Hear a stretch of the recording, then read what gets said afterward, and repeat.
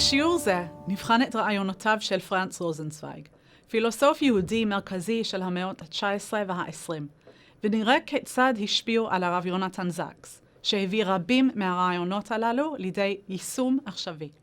דרך ההשוואה ביניהם נעמוד על עקרונות מרכזיים כמו הדיאלוג כבסיס לקיום האנושי, משמעות חיי מפגש, תפקיד הדיאלוג בעיצוב החינוך והקהילה, קריאה מחודשת של כתבי הקודש בעידן המודרני. פרנץ רוזנצוויג נולד בקסטל, גרמניה, למשפחה יהודית מבוססת ששמרה על זיקה מסורתית, אך לא הייתה אדוקה. הוא גדל באווירה שבה יהודים גרמנים רבים ניסו להשתלב בתרבות האירופאית המודרנית, מתוך תחושת שייכות לתרבות הגרמנית, והאמונה שאפשר לשלב בין זהות יהודית להשכלה כללית. רוזנצוויג החל את דרכו האקדמית בלימודי רפואה, אך במהרה פנה ללימודי היסטוריה ופילוסופיה, שאפשרו לו לחקור לעומק את משמעות הקיום האנושי. הוא שקל המרה לנצרות מתוך תחושה שהנצרות מציעה מסגרת רוחנית מלאה ומשמעותית. עם זאת, בעקבות חוויה עוצמתית בתפילת יום כיפור, שהתמקדה במשמעות הקשר בינו לבין אלוהיו, החליט להישאר יהודי. החלטה זו לא הייתה רק אישית, אלא היוותה נקודת מפנה שהובילה אותו להקדיש את חייו לחקר מהותה של היהדות כדרך חיים עשירה ועמוקה. To be a Jew is to be part of the most remarkable story ever lived by any people, covering more countries, more adverse circumstances, more triumphs and tragedies than any other story. And then the sudden realization that every one of us has a chapter to write in that story and hand the book on. That is what it is to be a Jew. את עיקרי משנתו הפילוסופית גיבש רוזנצוויג במהלך שירותו בצבא הגרמני במלחמת העולם הראשונה. בתקופה קשה זו, הוא החל לנסח את הרעיונות שהפכו מאוחר יותר ליצירתו המרכזית, כוכב הגאולה. את הספר כתב על גלויות תחת תנאי מלחמה, ולאחר מכן ערך את המכתבים לספר שלם. הספר, שהוא יצירה פילוסופית ותיאולוגית כאחד, מציע מבנה רעיוני שממזג פילוסופיה כללית עם מחשבת ישראל. רוזנצוויג חילק את הקיום האנושי לשלושה יסודות, אלוהים, אדם ועולם, והראה כיצד היחסים ביניהם נוצרים דרך שלושה אירועים מרכזיים, בריאה, התגלות וגאולה. שלושת מערכות היחסים הללו מסרטטות מבנה כוכב, מגן דוד, המסמל את הקשרים החיוניים בין האדם, האל והעולם. רוזנצוויג הדגיש שהחוויה הדתית אינה רעיון מופשט או פילוסופי בלבד, אלא מפגש חי ודיאלוגי, שבו האדם פוגש את הזולת ואת האל. במפגשים אלו, האדם מוצא את משמעותו ואת זהותו. רוזנצוויג חי בתקופה שבה האידיאלים של הנאורות, התבונה, החירות והשוויון, נחשבו כבסיס לתרבות האירופאית. הוא הכיר בתרומתה של הנאורות, אך טען שהיא כשלה במתן מענה רוחני ומוסרי מעמיק. הוא סבר כי הנאורות ניסתה להרחיק את הדת מחיי האדם, וכתוצאה מכך יצרה נתק בין הערכים המופשטים לבין הפעולות בחיי היומיום. מחשבתו של רוזנצוויג התמקדה במפגש חי ודיאלוגי, כחלופה רעיונית לנאורות. הוא הציע גישה שמכירה במגבלות התבונה, ושואפת לשלב את הרגש, האמונה והחוויה האישית, כדי להגיע למערכת ערכים שלמה ומלאה.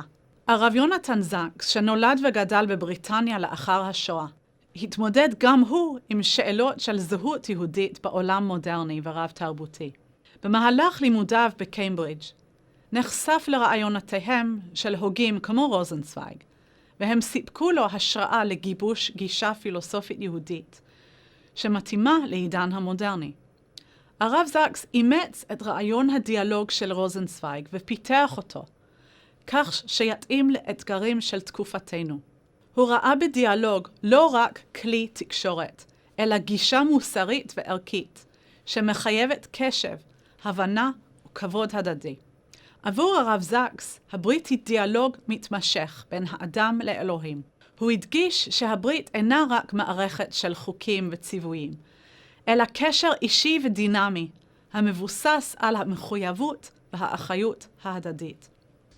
Rabbi Soloveitchik called it the Brit Goral and the Brit Ye'ud, the covenant of fate and the covenant of faith. And that becomes terribly important because it means that we're not only a religious community with all the divisions that exist within us on religious matters, we're also a people, or to put it more simply, a single extended family. And we are joined by bonds of responsibility, Kol Yisrael Arevin Ze B'zeh.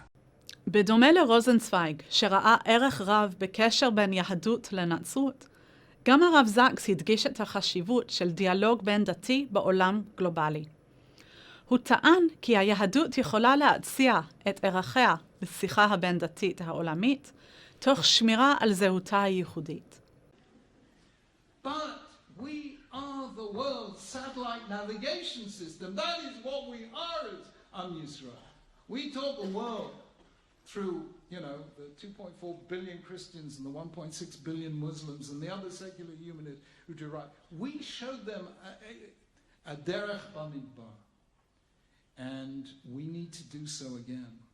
רוזנצוויג ייסד את בית מדרש החופשי, הלרהאוס, בפרנקפורט, מתוך אמונה שהשכלה יהודית צריכה להיות נגישה לכולם. באופן דומה, הרב זקס שם את החינוך במרכז עשייתו, מתוך שכנוע שחינוך משמעותי הוא כזה שמבוסס על דיאלוג, בין לומדים לבין עצמם ובינם לבין הטקסטים המסורתיים. You need education as the conversation between the generations.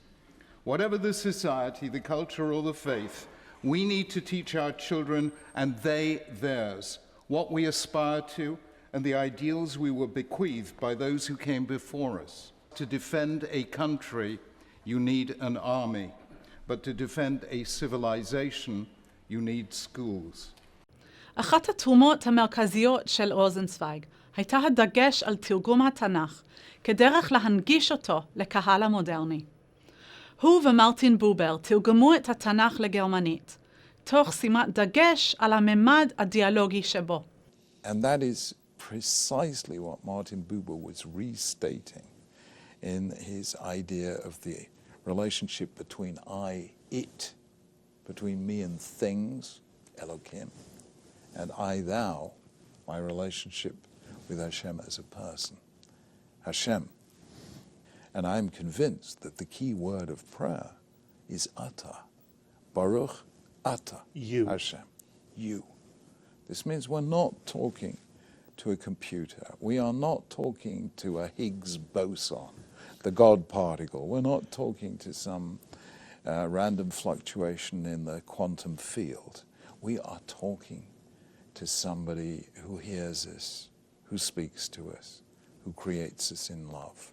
הרב זקס, שעסק גם בתרגום וגם בפרשנות, ביקש לקרב את הטקסט המקראי לקוראים בני זמננו, על ידי פרשנות שמחברת את הטקסט לערכים מודרניים, תוך שמירה על עומקו ומורכבותו.